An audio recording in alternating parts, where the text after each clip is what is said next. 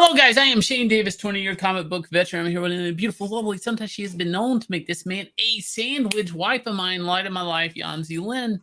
Hi. Today is a day we're talking about the fallout of DC's round robin as certain creators are getting a participation trophy. So let's get into it. Now, DC Comics had this event called a round robin. We've done multiple videos on this, even going back to last year when they did this event. And this year they sunk a little bit more into it. They came up with some logos. They let you know the creators involved, which I actually think is interesting because that was the biggest complaint on last year's. But this year, when DC Comics let you know who the creators are, it put this type of reality TV survivor type focus on it.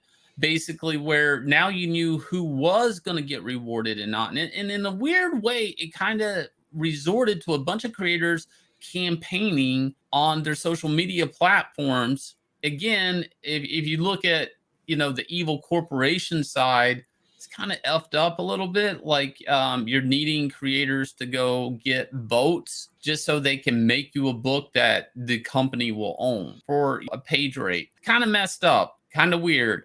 But DC Comics did do that. Now, they didn't do it in year one, but they're doing it in year two, whatever. And it kind of entered a interesting situation where in comic book Twitter, we end up with a lot of check boxes. And you do buy my book off of my check boxes. Now, I'm not going to get into whether that's right or wrong. I mean, there's opinions out there, but in the case of SJW Twitter, if you have more check boxes, that's kind of like more clout, so to speak. So T. Franklin basically lost to a Green Lantern book. We had another video on that. You can go check that out.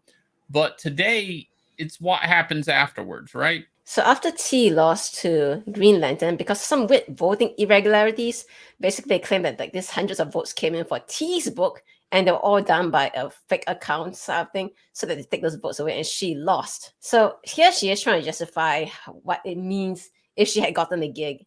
She says, "My life ain't a game, neither is my health.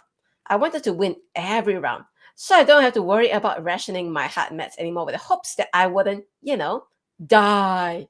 Winning it all would have given me some financial stability for a minute, but I lost, and it is what it is." So here she is saying, because I lost this round robin thing, thanks to you guys who didn't vote for me or didn't vote enough, now I got to ration my hard mats. DC, right. You're killing me. And honestly, this is not a new story. The comic book industry is full of people not having like financial stability in the American comic book industry. This goes back to the Siegel and Schuster, to Kirby. I mean, this is a thing. As old as time in the American comic book industry, if you want some type of financial stability in comics, it's going to have to come from yourself and the books you make that you profit the most from because you're the creator and owner of it. Is very, very, it's a fool's errand to try to make a company rich and hope that company will remember your livelihood and health years down the road. It really is. Tons of tragic stories on that. So T, you're not special in that regard. Okay, where are we going? Let's watch this timeline. So this happened in the aftermath of the round robin results. That's April the 12th. So on April the 15th, she decides to post something rather cryptic. Y'all know my favorite saying, and it's the same. A closed mouth doesn't get fed. Speak things into existence. Tag these brands, publishers, etc. and ask. All they can say is no. But when they say yes, it's a feeling you don't want to miss. It's how I'm writing Archie and a weed influencer. So at this point, she doesn't want to mention that she's writing, Harley Quinn's Eat, Bang, Kill tour. She's writing Archie, and she's a weed influencer. For some, I even heard of such a thing. So there is a point where you have a good grip on your opponent and a good position, and the only thing you need to do is apply pressure. And that's what happened at this point in time. She had used her social media and the attention from losing this round in a round robin. Yeah, she's arguing that because she's autistic, she feels all these things extra hard or something, I guess. That's more, but NDA's got my lips zipped. Open your mouth, shove down that fan, and hit him up. You know how long I've been asking DC, let me write Vixen? And she does this whole paint polishing of fingernails little emoji, which is their ways of saying, look at me, look at me. And here's the big reveal. A couple hours later, since Harley Quinn's trending, DC and I figured what better time to tease a brand new Harley Quinn project written by me, coming soon to DC Comics. So 3 days after screaming that DC is basically costing her heart medications and she might die from it, she gets awarded it sounds like it's going to be a Harley Quinn mini from the sound of it. Here's the thing, right? I'm going to let you guys know some inside baseball about DC Comics. An editor can't, that was also something we missed, is there were people campaigning to fire her editor on the round robin thing. So again, that was applying pressure. Of course, she then said, guys, quit trying to get my editor fired. She did say that. Now, she probably said that around the time she was being called up for this Harley Quinn thing. Okay. So she kind of called the dogs off on DC, so to speak. To get a mini series at DC Comics, it has to be approved. An editor cannot just give it to you. An editor-in-chief kind of can present it to you, but it still has to be greenlit technically by a publisher. There is a document and it is signed off on that this project is probably, they do a cost analysis.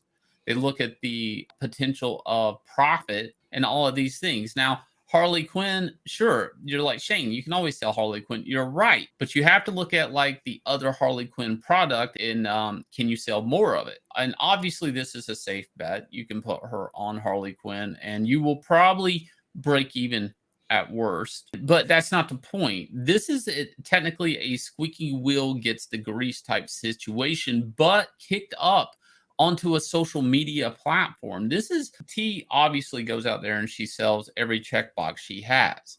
And she basically used that and her health and the fear of dying to pressure DC in front of her audience, which ironically, DC used people's, all these people in the round robin thing, their social media to try to rally these books to juvenate some type of interest on these titles that they're voting on. And this completely backfired on DC Comics. They probably are looking back and saying, yeah, we did it right the first year where we did not tell anybody who the creators were on these books. And that way this wouldn't happen. So this is a situation where even if T lost, she still won, and arguably she ended up with a better title, a Harley Quinn title rather than a Madame Xanadu title. Now, if you're thinking to yourself, wait, she was writing a Madame Xanadu title? Yes, she was, but she never advertised the character. She actually advertised her being a female lead writer in this whole thing. Black, queer, autistic, disabled. That was how she's been advertising herself and saying, yeah, the artists, they're both black, so that was her advertising point. And she's like, oh, it's a female-led title. And I guess she kind of forgot there was a Black Canary title in the running, but, whatever. So this is a story basically wrapped up in a little bow of how if you scream loud enough, if you virtue signal loud enough, and if you are a professional victim, that you will get your way against the evil corporations. I will, and I said this before on a previous video, I do think if a creator has this much heart in making a comic and wants to campaign that hard, and even in this situation, which looks rewarding in the end, I do think this creator would be better off if she was making her own book and campaigning as hard with this type of energy on her own book. And talking about your own book, Inglorious Rex is getting new backers as we speak. 253,000, over $250,000 for a book about monsters punching one another. If you guys will, go check it out. The link is down below. Also, I'm going to leave you guys with the trailer, and we will catch you guys again with another video.